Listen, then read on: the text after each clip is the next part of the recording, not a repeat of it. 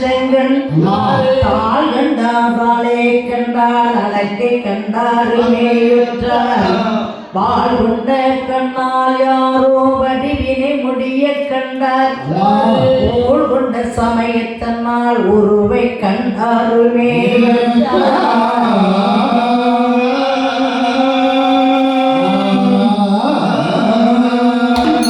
ஸ்ரீராமனுடைய அழகை இந்த கணிக பெண்கள் முடிய வரையிலும் பார்க்காமல் போய்விட்டதா? ஏனென்றால் சீதாதேவியுடைய கற்பு நிலை மற்றவர்களை எல்லாம் ஸ்ரீராமன் அழகை பார்க்க முடியாமல் போய்விட்டது. ஸ்ரீராமனும் மீண்டும் அந்த தெருவை கடந்து அடுத்த தெருவுக்கு வருகின்றார்கள். அப்படி இங்கே வந்து கொண்டிருக்கப்பட்ட நேரத்தில் சீதையம்மன் மயங்கி நிலையில இருப்பதை கண்ட தோழியர்கள் ஜனகராஜனுடைய இடத்தில வந்து சொல்லுகின்றார்கள், ஐயா ஜனகர பூபதி, தங்கள் மகள் ஜானகியோ தங்கள் மகள் ஜானகியோ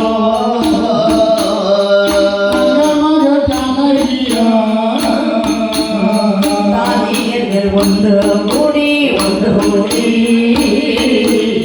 தாலியர்கள் ஒன்று கூடி ஒன்று கூடி தங்கள் மகள் ஜானகியோ தங்கள் மகள் ஜானகியோ தங்கள் மகள் ஜானகியோ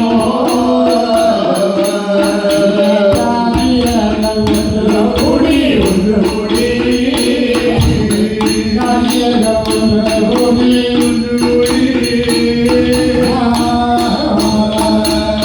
பந்தாடு மேடையிலே பந்தாடு மேடையிலே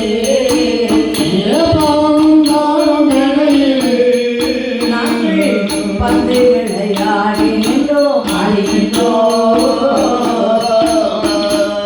பந்து விளையாடி நின்றோம் ஆடுகின்றோம்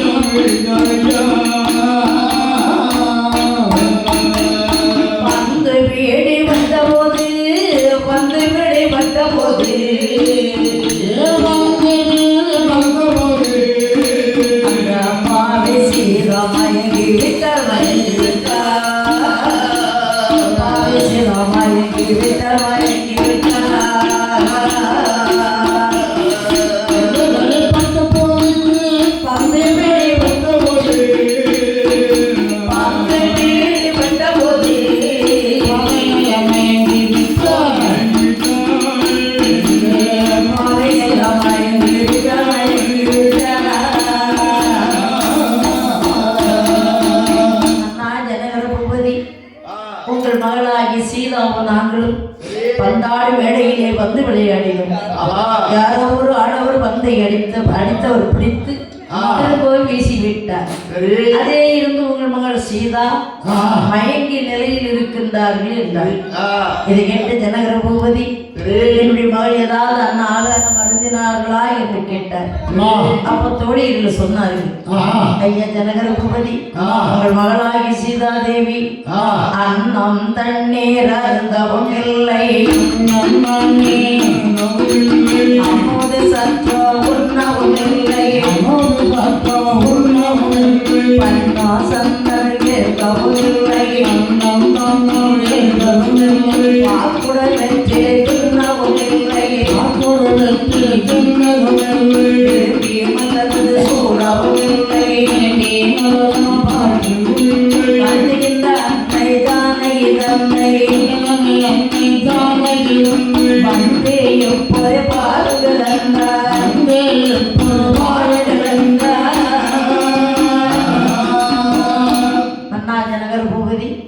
உங்கள் மகள் அண்ணா ஆகாரம் எதுவுமே அருந்தவில்லை.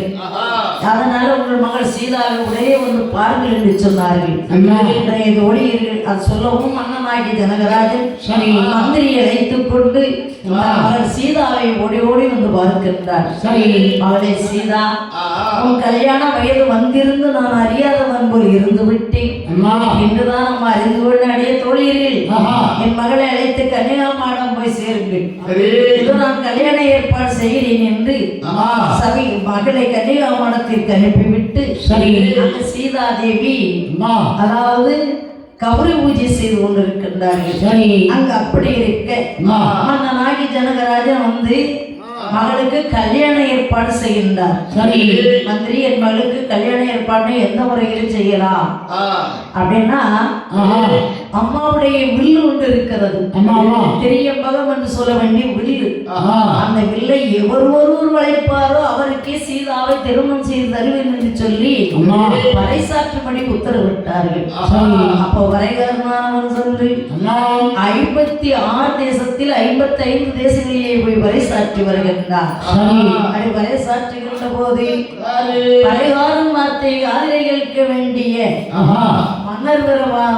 அதாவது மன்னர்கள் எல்லாம் ஒன்று கூடி அவரவர் வாகனங்களிலே உட்கார்ந்திருந்து நகர் நோக்கி வருகின்றார்கள். இதைதான் ஸ்ரீராமன் பார்த்தார். தன்னோடு வர வேண்டிய குரு வார்த்தை கேட்கின்றார். வசிஷ்டமாமுனிவரை அப்படியேனா இதை அரசர்கள் அணிவித்து வருகின்றார்களே, எங்கே போகின்றார்கள்? அப்ப சீதாவுக்கு கல்யாணம் ஏற்பாடு வச்சிருக்கு. ஆனால் நீங்க உடனடியா அந்த இடத்தில் சுயவரம் வைத்திருக்கிறது. அந்த சுயவரம் மண்டபத்துக்கு அரசர்கள் போறார்கள் என்றார்கள். அப்படியானால் அதை பார்க்க வேண்டுமேயானால் இப்பொழுது நாம் சென்று ராமன் என்று பார்க்க வேணும், பார்க்க வேணும்.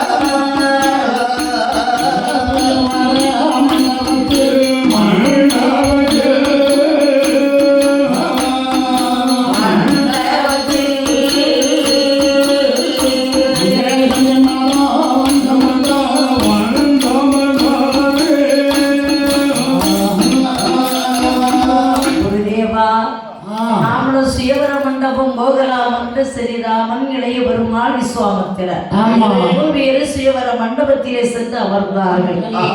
அங்க இருக்கப்பட்ட மந்திரி பிரதானிகள் வந்தவர்கள் அனைவரையும் வரிசையாக உட்கார வைத்து அவர்களுடைய இடத்திலே அண்ணன் ஆகாரம் கொடுத்து தாமரம் கொடுத்து உபசரித்து கேட்டார்கள். ஐயா, ஒவ்வொரு நாட்டு அரசர்கள் வந்திருக்கின்றீர்கள், எதற்காக வந்திருக்கின்றீர்கள் தெரியுமா? இன்று அன்னையோடு வர வேண்டிய திரேணுபதம் என்று சொல்ல வேண்டிய ஒரு வில் இருக்கிறது. அந்த வில்லை எவர் ஒருவர் எடுத்து ஒருவரே வளைத்தீரே, ஆனால் வில் வளைத்தாருக்கே சீதா. ஆனால் ஒருவர் கேட்டார், ஐயா வில்லு வில்லுங்களும் வில்லு எங்க இருக்கு? அப்பவே எடுத்துருவாங்க. உடனே கெட்டியவர்கள் ஓடோடி சென்று அன்னையாகி சீதாவுடைய வில்லை ஐயே அந்த மட்டும்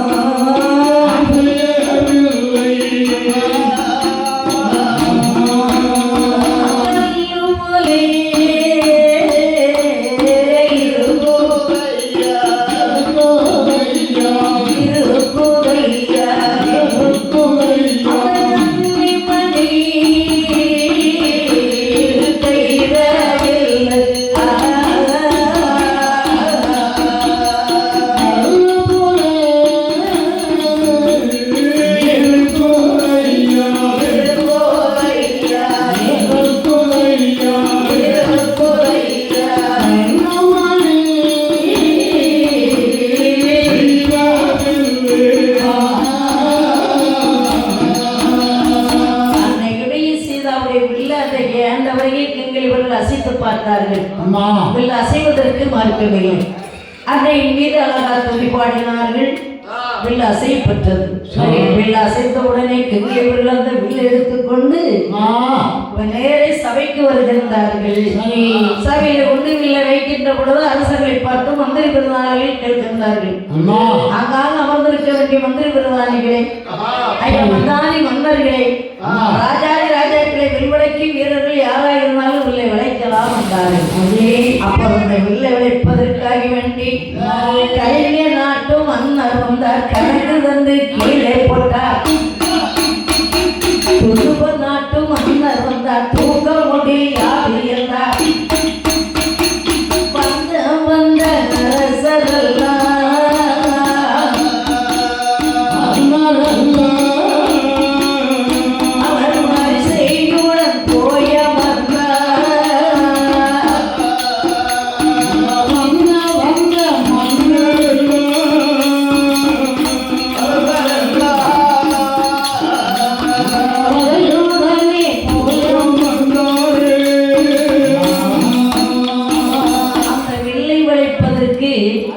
ஒவ்வொரு நாட்டு அரசரும் வந்தார்கள். வளைக்க முடியவில்லை.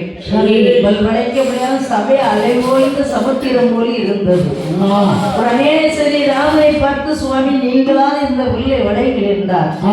ஸ்ரீராமன் குறுவேட்டி பார்த்தார். குருவாகி விஸ்வாமித்திரரோ தாடியை கிளறி விட்டார். அந்த உரைப்பை அறிந்த ஸ்ரீராமன் சொல்கின்றார், அங்காங்க அமர்ந்திருக்கிற சபையர்களை சபையிலே வைத்து நானே ஐயோ பிள்ளை வளைப்பேன்.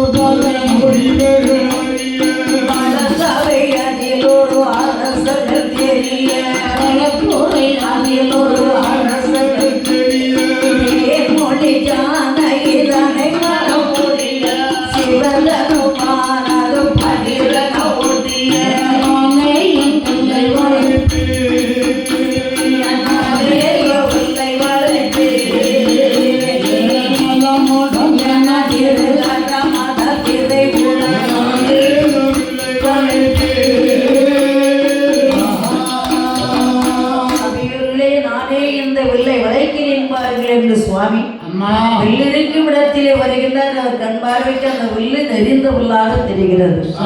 சபையர்கள் இந்த வில்லு சொத்தைகளை வைத்துக் கொண்டு ஜனகராஜன் ரொம்ப வீரமாக பேசியிருக்கின்றார். வளைக்கிறேன் பாருங்கள் என்ற ஸ்ரீராமன் ஒரு கடலையை பூமியிலே ஊன்றி மறை கடலையை நாளிலே தாங்கி அதே காது வருகின்ற வில்லை விளைக்கின்ற போது சபையிலே வில்லானது இரு துண்டாக முடிந்தது.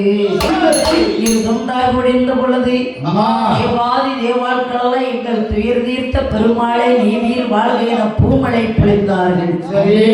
இதே இந்த வில் முடிந்த ஓசை காதிலே கேட்டார் ஜனகராஜன்.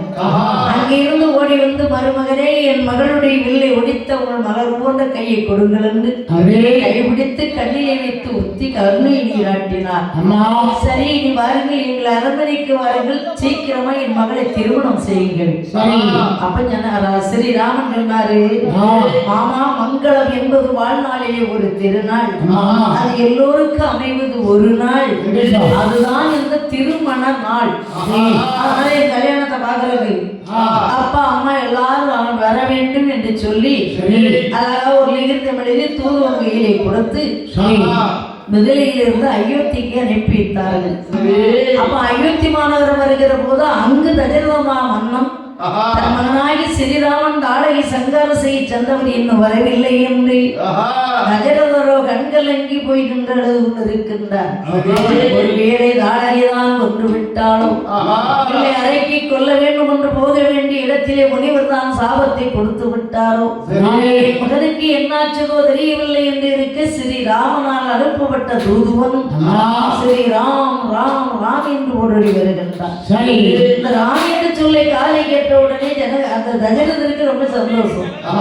மந்திரி மந்திரிக்க வேண்டிய தூதுவனை பார்த்து என்ன வந்து கேளு அப்படின்னார்.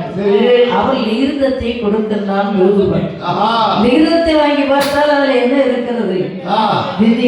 திருஷ்டி சரவணம் சங்கார 5க்கு முன்னாகி அகண்டபரி பூரண சிவனையின் பெருமாள் திருவுருளை முன்னிட்டு அவாசிரை கணம் பொருந்திய அப்பா தசரத மன்னனுக்கு மகன் ராமச்சந்திரன் எழுதுவது என்னவென்றால், அப்பா உங்களுடைய சொல் பிரகாரம் முனிவனுடைய பெண்ணால் சென்று தாடகையை கொண்டேன். மதுரை மாநகரம் வர வேண்டிய பாதையிலே கருங்கல்லாய் இருக்க வேண்டிய கல்லை பெண்ணாக்கி கௌதமரிடம் ஒப்படைத்தேன். மதுரை மாநகரம் சென்றேன். மகளாகி சீதாவுடைய திரீமகம் என்று சொல்ல வேண்டியவில்லை. 56 தேச ராஜாக்கள் மத்தியிலே நான் அந்த வில்லை ஒடித்தேன். அதனால் எல்லோருமாக சேர்ந்து சீதாவிற்கு திருமணம் செய்து தர வேண்டும் என்று முடிவெடுத்திருக்கின்றார்கள். ஆனால் என் தந்தையாகிய தசரத சக்கரவர்த்தி மகனுடைய மனம் பார்க்க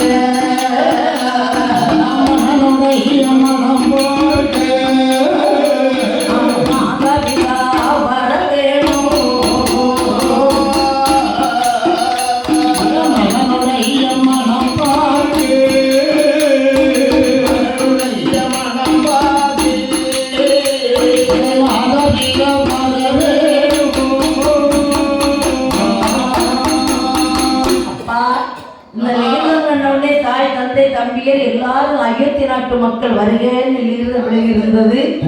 அதை கேட்டு சபையிலே சொன்னார்கள். சபையிலே சொன்ன பிரகாரம் அந்த அயோத்தி நாட்டு மக்கள் அனைவரும் அலையிடம் போல் வருகின்றார்கள். வருகின்ற பொழுது தசரதன் வெள்ளை யானையிலே வருகின்றார். தாயார் 3 பேர் 3 தண்டையிலே வருகின்றார்கள். பரதன் சத்திரிகன் 2 பேரும் மஞ்ச கல்யாணி குதிரையிலே வருகின்றார்கள். வசிஷ்டமா முனிவரும் அனைவரும் வருகின்றார்கள். சராய் நதியிலே வெள்ளம் கரை புரண்டு ஓடுகிறது. ராமா ராமா ராமா என்று ஆளுக்கு ஒரு பிடிச்சல தண்ணீரை அள்ளி உண்டார்கள். தண்ணீர் முன் பற்றி பின்னால் பெருகியது.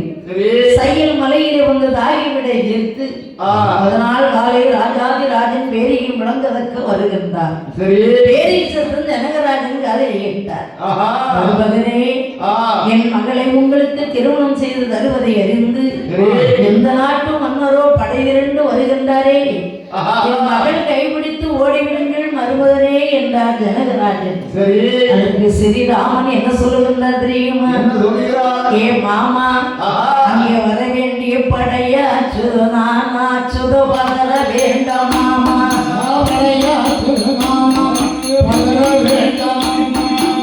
தெரியா ஜானகிய பாதுகாத்து மாமா, எத்தனை கோடி வரை வந்தாலும் ராமபாண இருக்கு, எத்தனை கோடி பழைய ராமபாண இருக்கு, தெரியா ஜானகிய பாதுகாத்து மாமா, எங்கே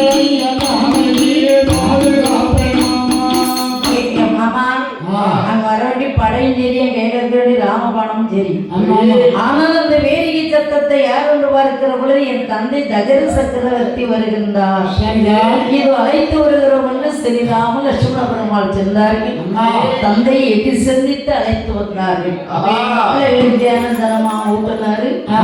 வந்தாச்சு. அப்ப இங்க ஜனகராஜன் தசரத சக்கரவர்த்தி ஒரு பொன்மாலை ஒரு பூமாலை போட்டு வரவேற்று அழகா உட்கார வைத்தார். அப்ப ஜனகராஜனுடைய மனைவி சிவாலி அம்மையார், கோசலை சுபத்திரை கைகேசி அவனும் 3 பேரை வரவேற்று அன்பாக வைத்திருக்கின்றார்கள். இருக்கிற போது 3 மாமியர் சீதாவை பார்க்க வருகின்றார்கள். அப்படி வருகின்ற பொழுது மருமகளாகி ஜானகி தேவி மாமியார் 3 பேர் வாசல பொது பொதுன்னு விழுந்து கும்பிட்டுட்டார். மாமியாருக்கு மரியாதை. இவங்க என்ன பண்ணாங்க, கழுத்துல போட்டிருக்கதை கையில போட்டிருக்க கலட்டி மருமகளுக்கு கொடுத்தாங்க. நேரே 3 மனைவியரும் தசரதன் சொல்றாங்க, எங்க ஸ்ரீராமனுக்கு என்று சீதாவும் சீதாவுக்கு என்று ஸ்ரீராமனும் பிறந்திருக்கிறார்கள். அதனால சோசியம் பார்க்கணும், உடனே கல்யாணத்தை வைக்கணும் என்று சோதிடம் பார்த்தார்கள். சோதிடர் சாதகத்தை பார்த்து சொல்றார், ஸ்ரீராமன் சீதா தேவி உங்களுக்கு பேராசி பார்க்கணும் அவசியமே இல்லை. இருந்த போதிலும் கண்டமீனால் ஆடியிட்டு கருதிய கேது நிற்க மிக உண்டாகும் திரவியமும் நஷ்டமாகும். கொண்டதோர் செட்டி நஷ்டம் குறிப்பிட மனையாள் வேறு பண்டுள்ள நாடு விட்டு ராமனும் சீதையும் தர நன்னா 4-6 குடியிருக்கு. அதனால சரி ராமனுக்கு சீதாவை கல்யாணம் முடிச்ச பிறகு கொஞ்சம் பொருள் சேதம் ஏற்படும். அதான் தண்டமும் திரவியும் நஷ்டமாகும். கொண்டதோர் செட்டி நஷ்டம் குறிப்பிட மனையாளுக்கு கல்யாணம் முடிச்ச அப்புறம் ஸ்ரீராமன் சீதா பிரிந்து நிற்க வேண்டிய நிலைமை இருக்கு. இருந்த போதிலும் அவர்கள் ஒன்று சேர்ந்து விடுவார்கள். அதனால பிள்ளைகள் அழகான ஒரு பிள்ளை ஒட்டுக்குள்ள ஒண்ணு நம்ம உடம்புல வயதில் பிறக்கிறவங்கள பிள்ளை ஒண்ணு ஒட்டுக்குள்ள ஒண்ணு 2 பிள்ளை இருக்கு. அது மட்டும் இல்ல, கல்யாணம் வெள்ளிக்கிழமை விடிய 5 நாளில் சீதா ஸ்ரீராமன் திருமணம் சிறப்பாக நடைபெற வேண்டும் வந்தார். அப்ப முதலிலே பந்தல் அலங்காரம் செய்யுங்க. உடனே வேலை ஆட்களை வரவழைத்து முதலிலே பந்தல் அலங்கரித்தார்கள். பந்தல் அலங்காரம் பாருங்கள் சொல்லுங்கள் சிங்காரம்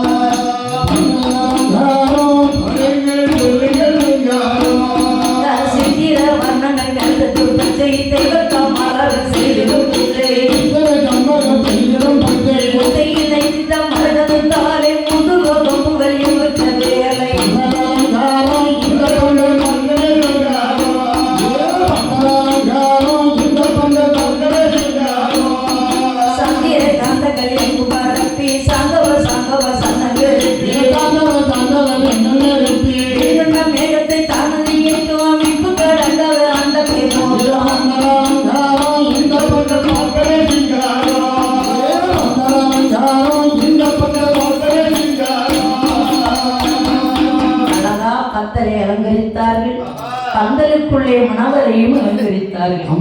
இதை மாப்பிள்ளை வீட்டார் மாப்பிள்ளை அலங்காரம் செய்யுங்கள் என்ற போது என் பெருமாளை அலங்கரிக்கின்றார்கள். தங்கமுத்து சரப்பணியா சருகே வல்லவட்டான் மாவிளகே அறையில் பச்சப்பட்டான்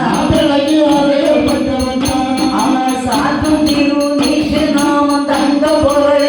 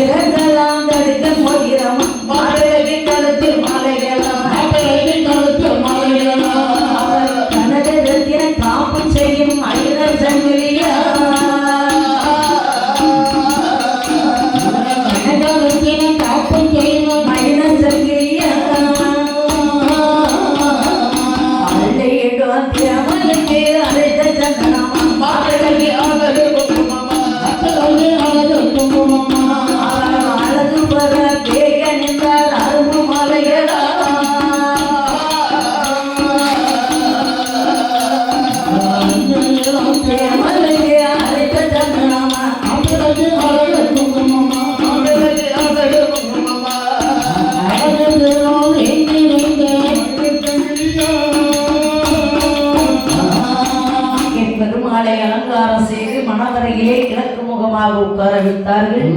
தோழியரிலிருந்து சீதாதேவி அலங்கரிக்கின்றார்கள். கடையும் சருகி பவளம் மணி முத்து தகடமாலை கங்கணம் பொன்னாலே கையில் சருகி பின்னோ சரை கொண்டு ரோஜமாலை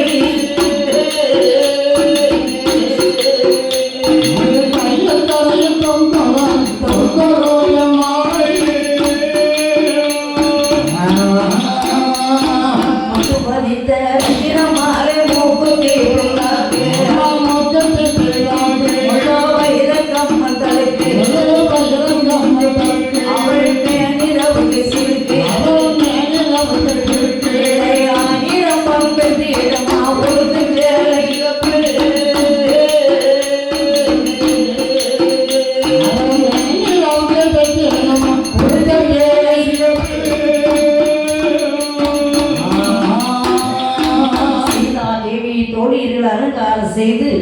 அப்படியே கையிலா கொடுத்து அழைத்து வந்து மாயே மூட பக்கம் மாது சீதை என்னை அமர்த்தி வைத்தார்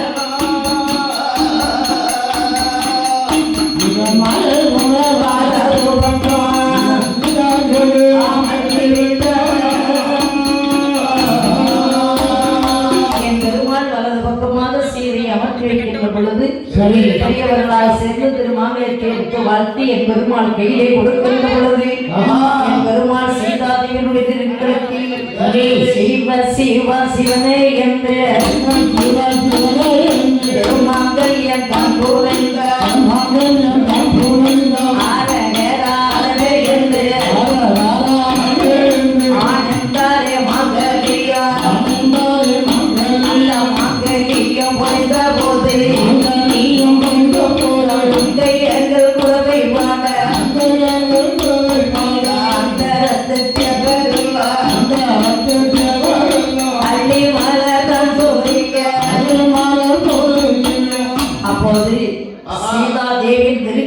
சிவசிவா என்ன உச்சரிப்போடு திருமாங்கலம் சூடியிருந்தார். கூடியிருந்தவர்களெல்லாம் குலவிட்டார்கள். தேவாதி தேவாட்களெல்லாம் என் பெருமாள் மீது பூமலை பொழிந்தார்கள். ஜனகராஜன் வந்து மகளுடைய கைப்பிடித்து ஸ்ரீராமன் கையிலே கொடுக்கின்றார். மருமகனே, என்று முதல் என் மகள் உங்கள் அடைக்கலம் வந்து கைப்பிடித்து கொடுத்தார். மாமா, நான் உங்கள் மகளை விட்டு அரைச்சனம் பிரியேன் என்று கைப்பிடித்தார். ஆனா அந்த காலத்துல பிரியேன்னு சொன்னாங்க. இப்படி இருக்க ஸ்ரீராமன் சீதாவுடைய சொந்த வீரல் தான் பிழைத்து சுத்தி வந்தார்.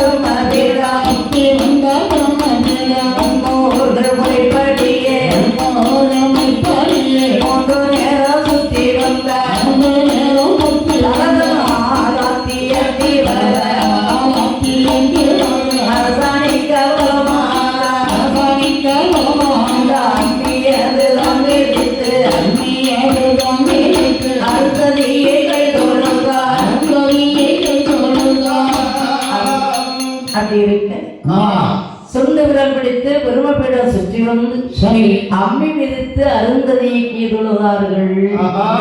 அப்படி பண்ணு மாப்பிளைக்கு செய்யுஞ்சடங்கு அத்தனை சிறப்பா செஞ்சு முடிச்சாங்க. இப்படி இவர்கள் திருமணம் முடிகின்றது.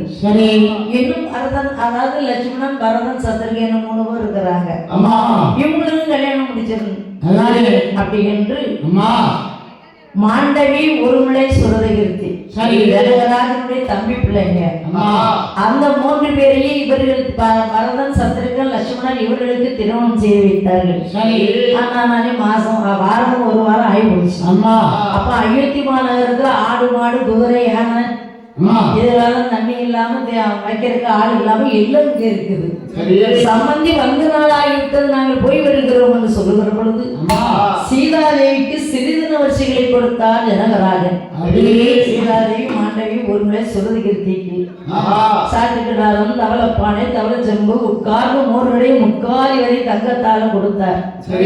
கொடுத்துட்டு ஒரு வார்த்தை சொன்னார், உண்டதெல்லாம் எந்தனுக்கு ஒன்று மிச்சம் உந்தனுக்கு என்று காரிய வார்த்தை கொடுத்தார்.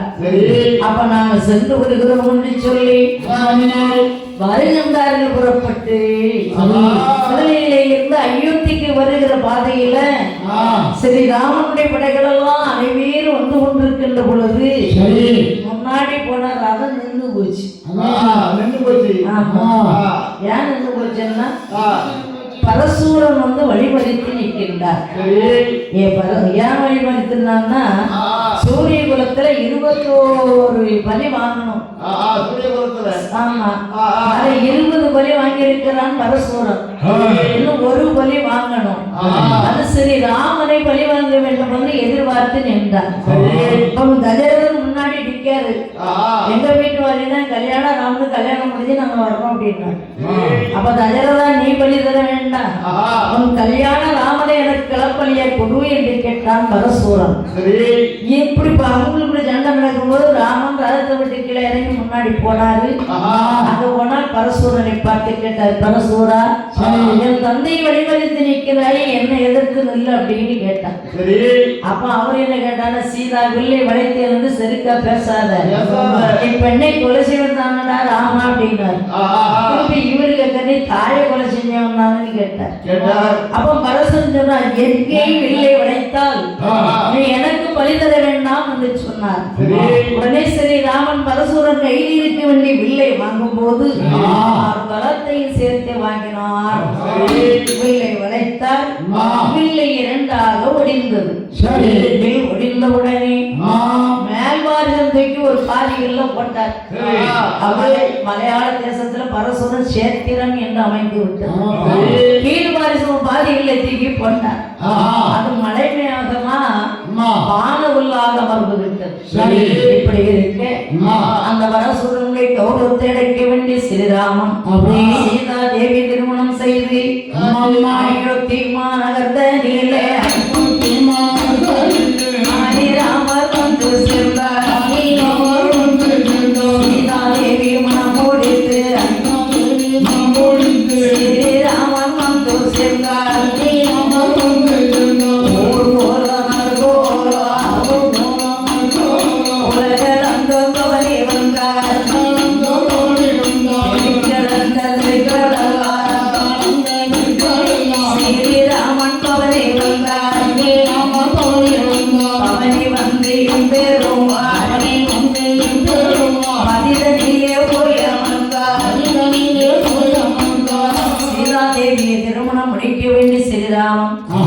அயோத்தி மாநகரிலே நெருக்களெல்லாம் பவனி வந்து என் பெருமாள் அங்கே அமர்ந்திருக்கின்றார்.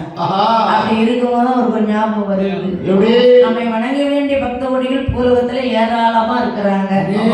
அதுல இருந்து சாமியார் கோப்பி என்ன விஜயராமபுரமா சாமியார் கோப்பு விஜய நாராயணபுரம் சாமியார் கோப்பு எந்த விஜயநாராயணபுரம். இந்த விஜயநாராயணபுரத்தில் சாமியார் கோப்பு என்ற விஜயநாராயணபுரத்திலே இங்கு இருக்க வேண்டிய பக்த கொடிகள் அனைவரையும் காப்பாற்ற வேண்டும் என்று பெருமாள் என்ற பதியிலே வந்து மக்களை காக்கும் தெய்வமாக இந்த சாமியார் கோப்பில் விஜயநாராயணபுரத்தில் சந்தோஷமாய் பொது